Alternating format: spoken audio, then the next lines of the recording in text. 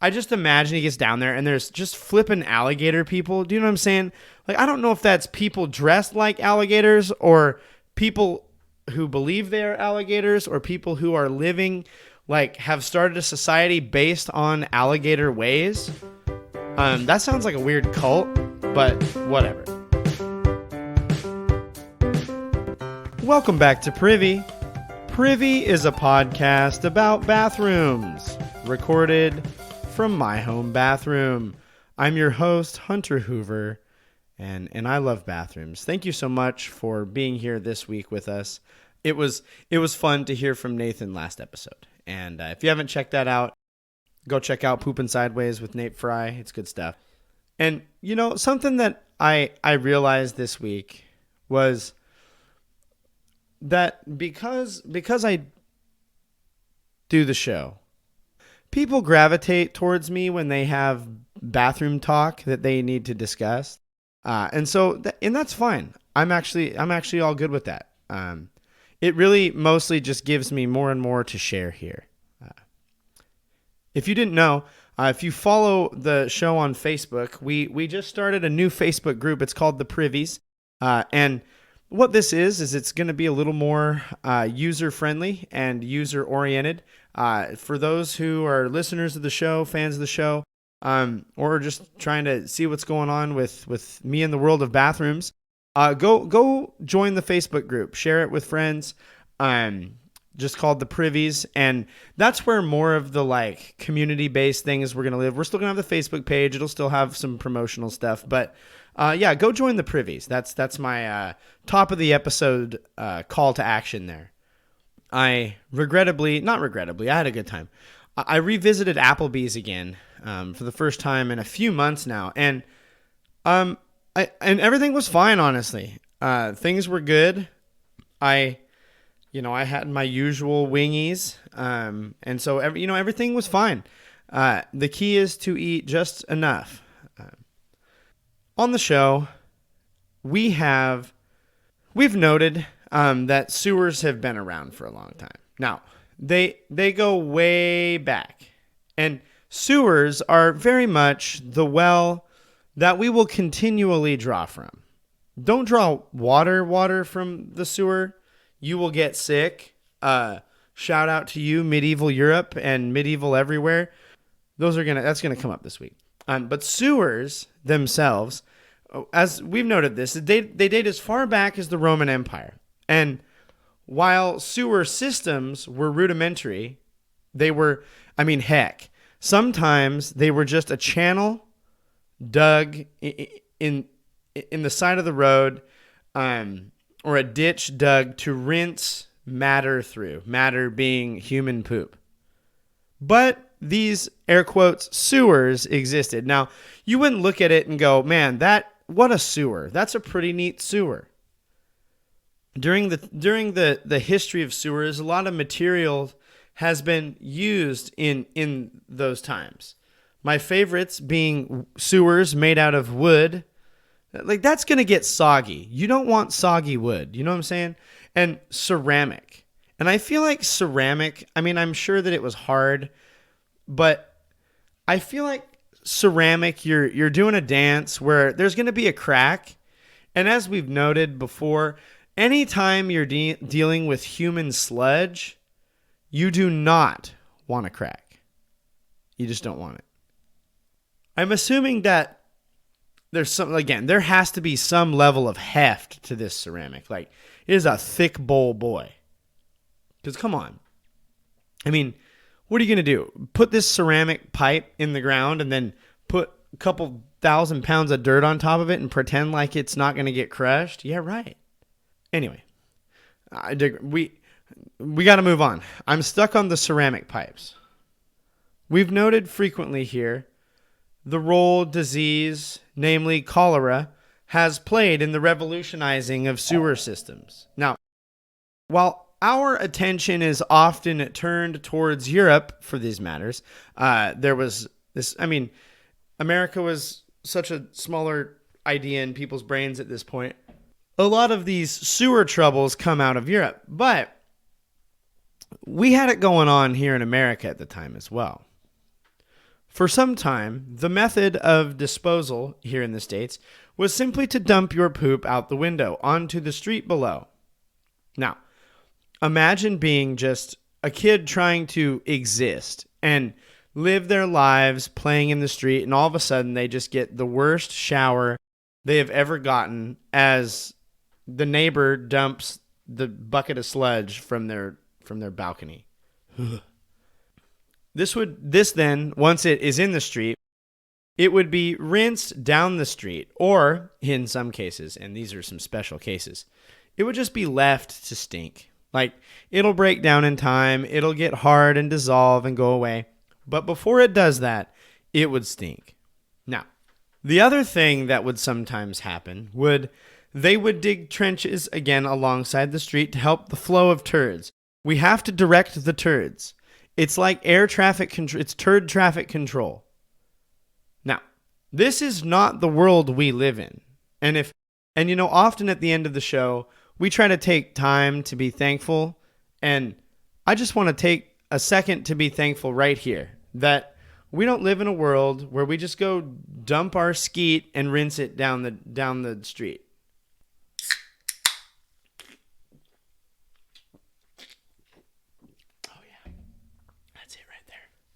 A little orange vanilla polar seltzer for our afternoon here.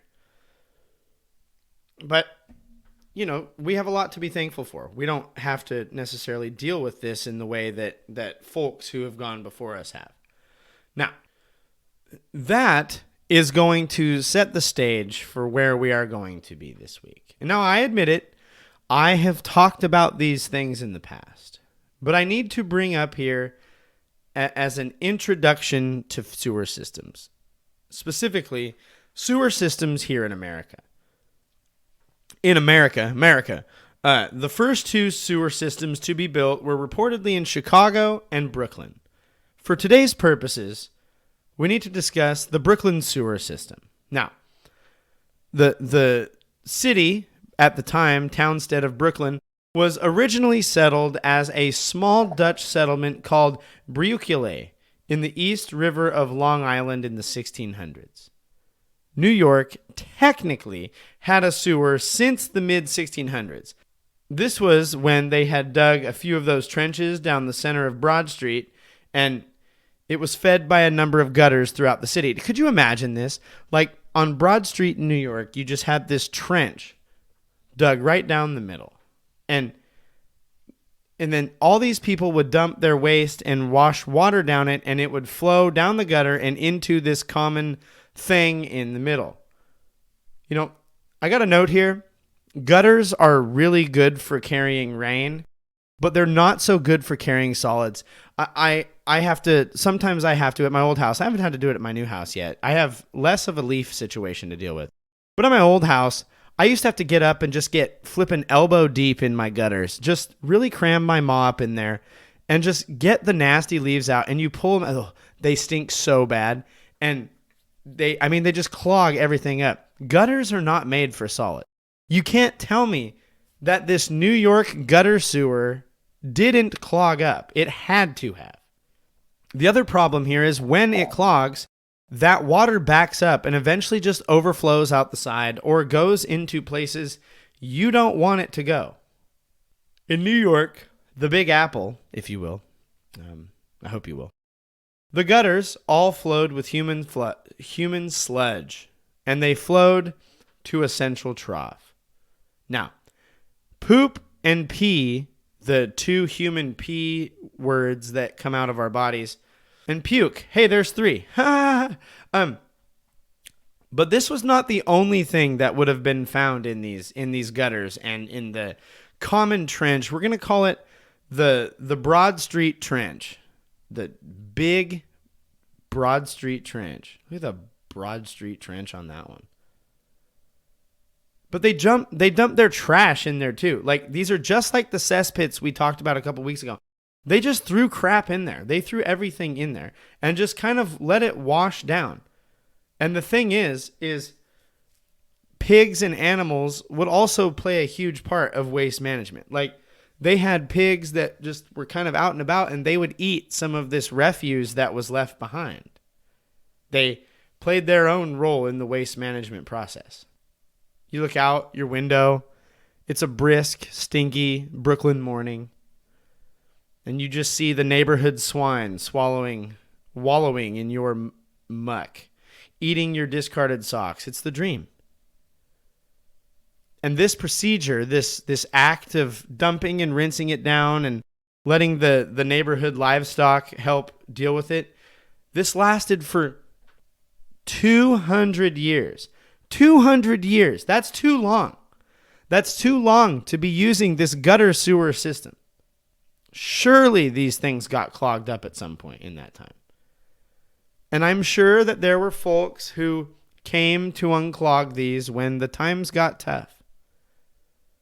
But then our old-time cholera friend came knocking. The street stunk, especially Broad Street. It was the end of the 1800s that Brooklyn was finally consolidated into be a part of New York City. And I just want to note here, I got to say, could you imagine the town meeting where they're like, hey, we need to dig a big crap trench. Now, we're going to draw straws to figure out which street is going to have the big stinky trench running through it. And they start like yanking straws and Broad Street straws pulled. And it's like, that's where you live. Like it's like pulling the short straw. You know, we need to change the term pulling the short straw to living on Broad Street. Oh man, he's having some rough luck. Yeah, well, he's living on Broad Street. You know what I'm saying? The population boomed. And with it, as we noted, disease. And as they started to find that cholera and the poor disposal of human waste had a lot to do with that disease, America made the switch to modern sewage systems. And as is noted, Brooklyn was one of the first. The Brooklyn sewer started reconstruction in 1849 after a terrible cholera outbreak in the city. They had a severe outbreak in 1830 and in 1840, and things were bad. And they said, you know what? It's time to do something. In New York at the time, if you lived past the age of 21, you beat the odds. Most people died by the age of 21, if not 30. Child mortality was 40%. And while not all of this illness and death can be directly tied to cholera, a non-zero amount of it is. Like, there is a portion of it that is because of cholera. But Brooklyn paved the way for the modern sewer system in America. They commissioned a man named Julius Walker Adams. He was President John Quincy Adams. He's one of those presidents that nobody knows anything about. He was his cousin, and he was commissioned with designing the first large-scale sewer system in America for none other than Brooklyn, New York. He took detailed notes of his work, and these were later used in textbooks and training for future plumbers and likely used as a helpful template for building and constructing large-scale sewer systems. Now, these plumbers that had to kind of essentially take on the job of helping repair and build and fix these sewers, they were paid not a lot. The wage for, it was a lot probably at the time, but like the wage for plumbers in around 1850 was about $3 to $4 per day, with an average plumber making $20 to $25 a week. Plumbers in the area and elsewhere in the United States began to call themselves and be called sanitarians. Now, these sanitarians, it didn't stick. I'll go ahead and bury the lead here. The term sanitarian did not stick around. And can you blame him? But eventually the plumbers went on strike, and there were many plumbers unions forming at this time. And the plumbers from Brooklyn played a huge role in settling these union-related concerns. And speaking of Brooklyn, I have digressed. We got to get back to Brooklyn. 5 years after the work began on the Brooklyn sewer, they had over 70 miles of pipelines. Now, fast forward to the turn of the century, Brooklyn, that is the 1900s, and New York as a whole boasted sewage services in every home, including the tenement housing common at the time, due to the Tenement Act of 1901 that said every dwelling place had to have at least one bathroom. In short, the times were a changin'. But all that pipe needs someone to work on it, if you know what I'm saying. Like, if you get too much pipe, you're really going to have to work on it. Early jobs were completed by plumbers and hydraulic engineers. So much work sprung up, in fact, that a union formed for plumbers and other journeymen called the Journeymen and Plumbers Society. They set up rules saying that only licensed plumbers could practice in the city in order to tap into the city's water or sewer lines for their work. However, you still did not need a license for working inside the home. Nowadays, the sewers of New York have over 6,600 miles of pipes and pipelines, and there are almost 1.3 million gallons of water treated daily in the water treatment facilities. That's a lot of pipe. There's been a lot of myths about these large pipes, these big round pipes. The pipes of Brooklyn and New York have said to be home to monsters and madmen who live there. Claims of alligator people and mole men. And if you want to see the result of these myths, go check out our Teenage Mutant Ninja Reptile friends. Most assuredly, countless plumbers have treated and cared for the sewers of Brooklyn over the years. I would love to see, you know what? I would love to hear the reports from the plumbers who go down, like, you know, most of these plumbers are working topside, but they do have big water treatment plumbing down below. That's like the water treatment stuff that you see in the movies, the big pipes. And I just imagine like one of these guys going down there and, you know, I don't know what happens. I'm not in the hole with him, but I just imagine he gets down there and there's just flipping alligator people. Do you know what I'm saying? Like, I don't know if that's people dressed like alligators or people who believe they are alligators or people who are living, like, have started a society based on alligator ways. That sounds like a weird cult, but whatever.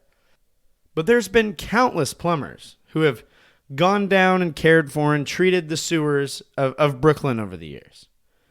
But this week, I want to bring attention to a couple of these plumbers because they really changed the face of something for us. Sometime around the late 1970s, two brothers were born to a young family in Brooklyn, New York. They were raised in the city, saw the formation of New Brooklyn. The big high-rises kind of continued to spread far and wide, and Brooklyn really took on the name and the feel for what it is today. It came into its own during their childhood. After high school, these two brothers looked to the trades for their futures, but they were having little to no luck. They kind of fell on hard times multiple times in a row, and honestly, like, their families were not the most supportive of them. Because being a plumber at the time, like, Brooklyn has tons of plumbers because the city of Brooklyn, like, the sewers are literally famous.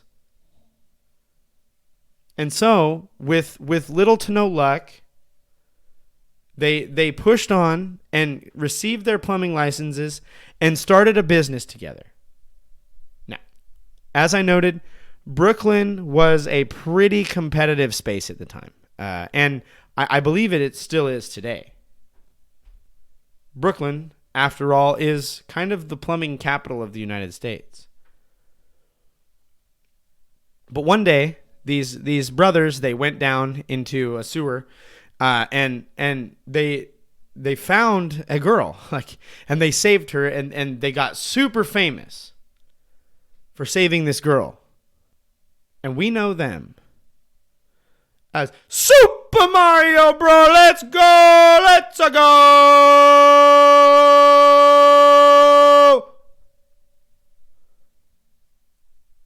Mario, and Luigi Mario are probably Brooklyn's most famous plumbers. And you might be thinking, first of all, what in the flippin' heck just happened to my ears? And you might be like, was this whole thing, was the last 20 minutes of my life just a big ruse for Hunter to talk about the Super Mario Bros. Movie? Maybe. And I mean, but admit it. Brooklyn sewer history was kind of interesting. And Mario and Luigi are a huge part of it. This week on Privy, we're going to talk about our favorite little red plumber, Mario. In 1982, arcade sequel Donkey Kong Jr. was in Donkey Kong Jr. was the first time Mario was given his name. We're going to beat the brief history of Mario as if it hasn't been beat dead. And he was named Mario by Mr. Minoru Arakawa, butchered that. And he was the president of Nintendo. And he named Mario after the owner of Nintendo's first warehouse, Mario Segale. In 1983, the arcade game Mario Bros. Was the first game to feature Mario as the title character. And the game also featured the first appearance of Mario's brother, Luigi Mario. 2 years later, in 1985, Nintendo released the game Super Mario Bros. Super Mario Bros. Let's go, which featured Mario and his brother Luigi. Characters move through pipes, nice, in the Mushroom Kingdom to collect coins and secret items in their quest to save Princess Toadstool, bad princess name, from Mario's archenemy, Bowser. Think of him as the alligator person in the sewers I mentioned before. Now, in part to this underground setting, Shigeru Miyamoto, who is later the guy, selected a plumber as the ideal profession for the hero of this video game.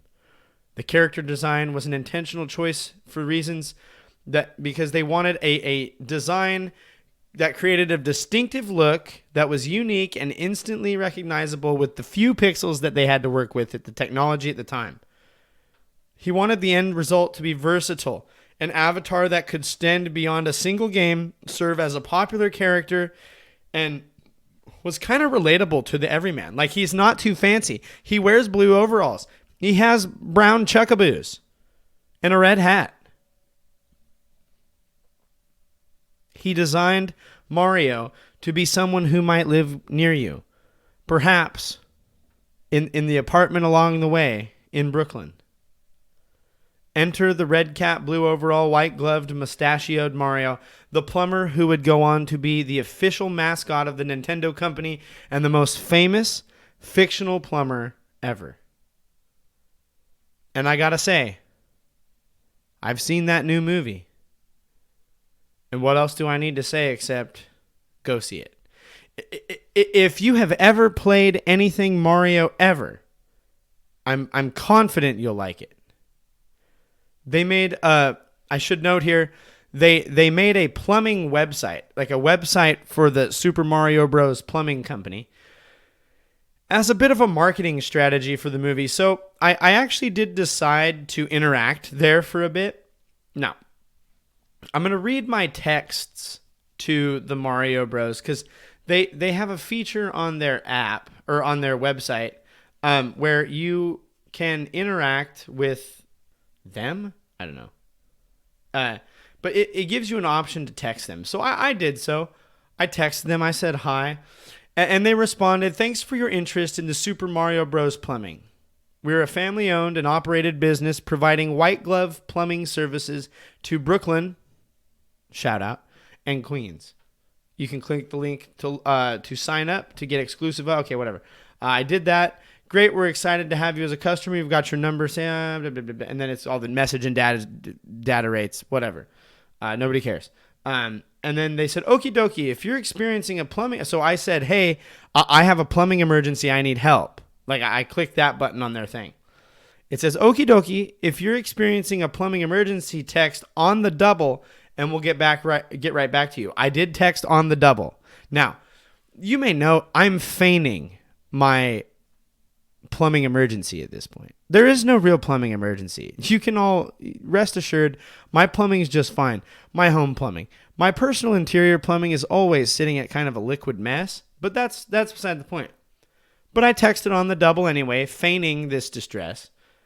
And they say, thanks for the text. We're a little backed up at the moment, trying to get one up on our competition. We will get back to you as soon as we can. Please keep our business card handy. And it's a link to their community.com business card. So, it's not a real thing, but it's a fun little marketing thing, you know. He lets you go play around and get to know Mario and Luigi, and it's fun. The movie was fun.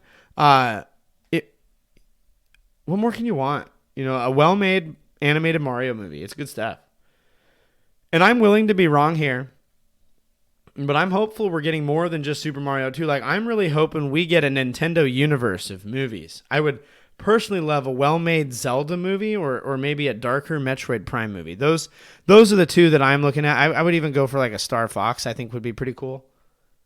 Nintendo, if you're listening, which you're not, but, you know, let's go.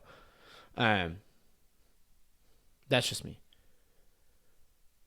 To summarize, Brooklyn has a rich history related to plumbing, and the Mario Brothers have become a cultural touchstone of fiction related to these sewers, and their movie is pretty good. I'm certainly thankful for all of it. You know, I'm thankful for Mario.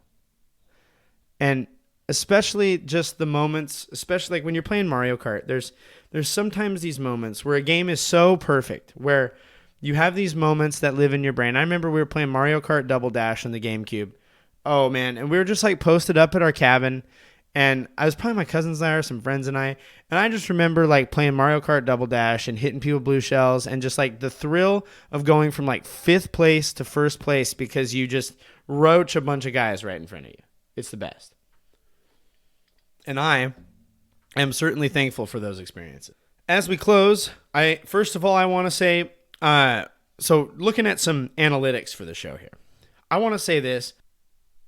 Whoever is listening to this from Norway, France, Egypt, Australia, New Zealand, and the UK, I want to say thank you for listening. I see you, and it is an honor to have someone that is not from here listening. Now, I also want to say thank you for all this folks stateside and up to our frosty forbidden Canadian North listening. Thank you guys. I'm honored to have anyone listening to this nonsense. It's always fun to see the breakdown of the audience on the map. You guys rock. Leave us an email, privycast@gmail.com. If you have any feedback, concerns, questions, stories, if you're bold enough, you have weird bathroom pictures, feel free to post those on the Privy's page. We'd love to see those there. And feel free to just communicate with one another. We'd love to get things popping off over there. Follow us on social media. We're at Privycast on all social media. Just trying to keep it going. Feel free to comment. Feel free to interact as often as you can. Share the show. Leave us a rating or review. If you have not, leave us a rating or review. The 5-star option is our preferred. You could start leaving that review right now, and you would finish it before I am done flushing my toilet here in less than a minute or two. But leave us a rating or review. The 5-star options are preferred. And as we approach the end of the month of April here, we want to just get those ratings in so we can donate another round of donations to the Wounded Warriors Project. $1 for every review left, $2 for the written reviews of iTunes are left to the Wounded Warriors Project, reminding us that we need to keep pooping in the free world, but the free world was not always free. We'd like to thank Kevin MacLeod for the use of his music this week. Thank you, Kevin. This has been another episode of Privy. Thank you so much for joining us. Wash your butthole. Keep pooping in the free world. And, as always, don't forget to flush.